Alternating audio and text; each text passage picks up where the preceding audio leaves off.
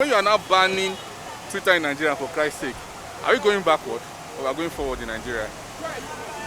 This government is a mistake. Instead of us to be moving forward, we are now moving backward. Because banning Twitter is just like taking Nigeria back to St. Paul's second missionary journey. I think Nigeria already lost about 2 billion naira within 24 hours. And it has really affected our economy in a way. Because if we can lose 2-something billion naira in 24 hours, that means in a month we are going to lose more than 60-something billion naira. And it will kill the economy. Because you already know, Nigeria is developing. Instead of us to be moving forward, we are now moving backward. Because banning Twitter is just like taking Nigeria back to St. Paul's second missionary journey.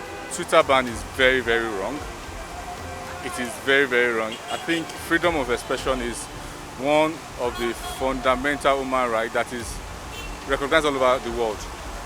Whatever it is, it's only a government that is not serious that will be afraid of people commenting on their actions and inaction. They are depriving Nigerians of having a voice, having their own input into the government. That is one. That is on the individual level. Then it's affecting business because most startups, most entrepreneurs, most woman businesses, upward mobile young guys are on Twitter. They have an account on Twitter. They have the account of their business on Twitter, and they reach more people for less. The only thing it costs them is to buy data. They don't need to advertise. They can actually advertise their product on their handle based on their number of followers they have, and it gives them hope. It serves as a mode of communication between groups and different people, and banning Twitter in Nigeria is going to send a wrong signal to the international community. It will send a wrong signal to investors because they might be afraid of government policies and government interference in people's affairs. So this will definitely affect the economy because those who want to come to Nigeria to either spend their money or invest in our economy might be having a challenge to believe that governments might have interference in whatever citizens do. So for me, I think that it's not a good idea for government to go ahead and say they want to ban Twitter. This era of globalization, where everybody all over the world ought to be knitted in information sharing. So Twitter is one of the means of sharing some information. So it's unnecessary at this time to cut off the citizens' right to access information globally and internally. Twitter is one of the means to communicate such.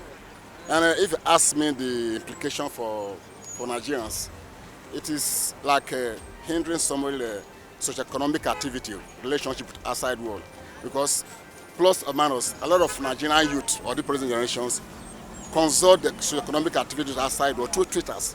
So it has very mutually reinforcing and negative implications, such as stunting economic opportunities, social relationship.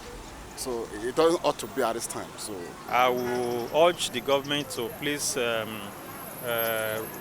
rescind their decision and make sure that Twitter is open for people to use.